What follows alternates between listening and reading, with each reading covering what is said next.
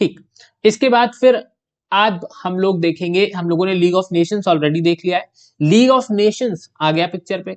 अब उसके बाद लीग ऑफ नेशन को खत्म कर दिया गया। लीग ऑफ नेशन के खत्म होने के बाद हम लोग यूएन की बात करेंगे, तो जून 1941 में, जून 1941 अभी खत्म नहीं हुआ था, मतलब वो पूरी तरीके से एंड नहीं किया गया था, पर जून 1941 में सेंट जेम्स पैलेस में एक डिक्लेरेशन होता है। ठीक है, सेंट जेम्स पैलेस में जो डिक्लेरेशन होता है, इस डिक्लेरेशन में क्या कहा जाता है, तो ये डिक्लेरेशन एक फ्यूचर की बात करता है कि फ्यूचर में हम लोग ऐसा क्या कर सकते हैं कि कोई भी वॉर ना हो और हम लोग पीस एस्टैब्लिश कर पाए। ठीक, मतलब सबसे पहले इसकी बात करी गई थी कि ऐसा कुछ करते हैं कि एक दूसरी ऑर्गेनाइजेशन बनाते हैं जो ज्यादा स्टेबल होगी, और जिस ठीक है, ये बात हुई। फिर उसके बाद अटलांटिक चार्टर होता है अगस्त 1941 में। ठीक, अटलांटिक चार्टर होता है।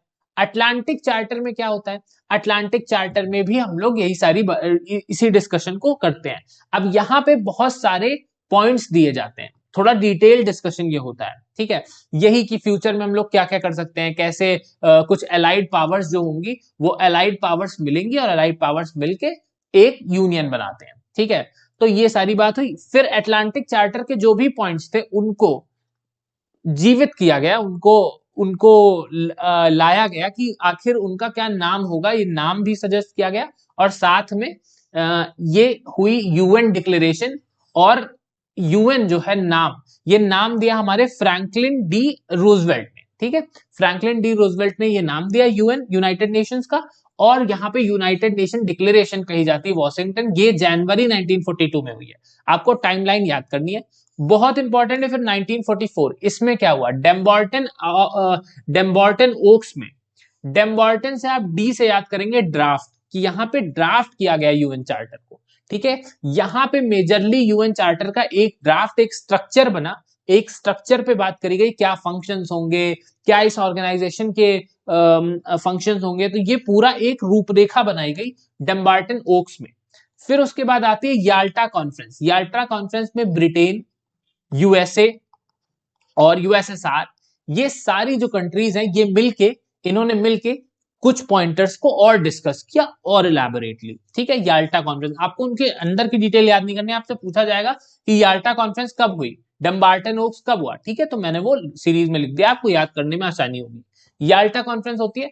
फिर सैन फ्रांसिस्को, अब देखो बहुत इंपॉर्टेंट दो चीजें हैं, डम्बार्टन ओक्स और सैन फ्रांसिस्को कॉन्फ्रेंस, ये आपको बिल्कुल याद रखना है। सैन फ्रांसिस्को कॉन्फ्रेंस में साइन हुआ।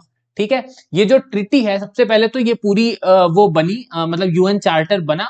यूएन चार्टर बनने के बाद यूएन चार्टर साइन हुआ। ये सब कुछ कब हुआ, सैन फ्रांसिस्को कॉन्फ्रेंस में।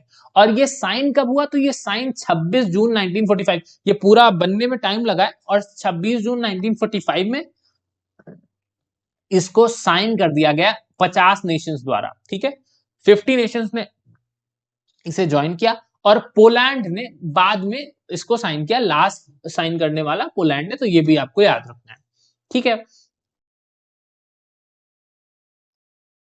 ओके, सो यू साइन कर दिया गया सैन फ्रांसिस्को में यूएन को। अब साइन करने के बाद यूएन की जो ये ऑर्गेनाइजेशन है, ये क्रिएट हो जाती है 24 अक्टूबर 1945 में। ठीक है, मतलब आप ये समझो कि ये साइन हो जाती है, ये जो चार्टर है ये साइन होता है हमारा 26 जून 1945 में, और ये फोर्स में आ जाता है 24 अक्टूबर 1945 में। ठीक, अब फिर उसके बाद हम लोगों के लिए जरूरी है ये जानना कि पहली मीटिंग इसमें कुछ असेंबलीज है, जैसे इसमें एक जनरल असेंबली है और एक सिक्योरिटी काउंसिल है। हम लोग जब इसके चैप्टर्स पढ़ेंगे अच्छे से, हम लोग को डिटेल में इसके चैप्टर्स भी पढ़ने, जब हम इसके चैप्टर्स पढ़ेंगे, सेक्शंस भी याद करेंगे, तब हम देखेंगे कि इसमें दो चीजें मिलेंगी, एक जनरल असेंबली और एक सिक्योरिटी काउंसिल। इनकी पहली मीटिंग कब हुई थी आपके लिए इंपॉर्टेंट है, तो 10 जनवरी को जनरल असेंबली की पहली मीटिंग हुई, और सिक्योरिटी काउंसिल की 17 जनवरी को हुई 1946 के। ठीक है, तो ये आपको याद रखना है। अच्छा, उसके बाद इसका हाई हेडक्वार्टर कहां पे है, तो हेडक्वार्टर इसका न्यूयॉर्क में है, यूएसए में।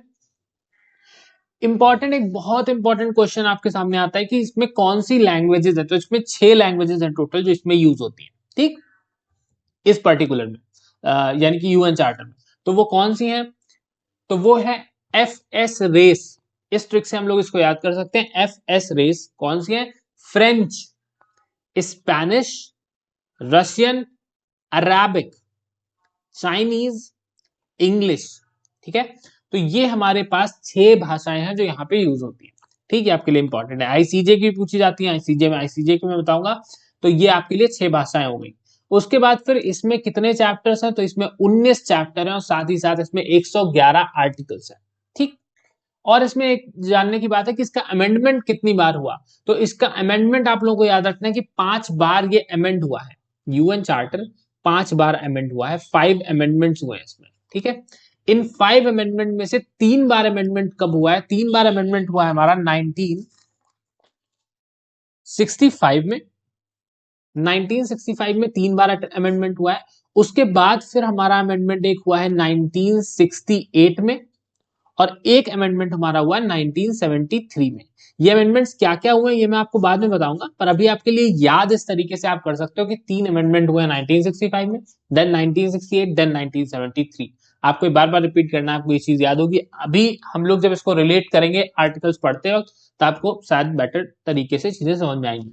ठीक, तो थैंक यू सो मच। और आप प्लीज चैनल को सब्सक्राइब कर लीजिए, टेलीग्राम चैनल ज्वाइन कर लीजिए, और कमेंट भी कर दीजिए। जिस भी आगे आपको सीरीज में वीडियो चाहिए, जिस भी यूनिट पे वीडियो चाहिए, वो भी आप प्लीज कमेंट करके मुझे बताओ। Thank you so much.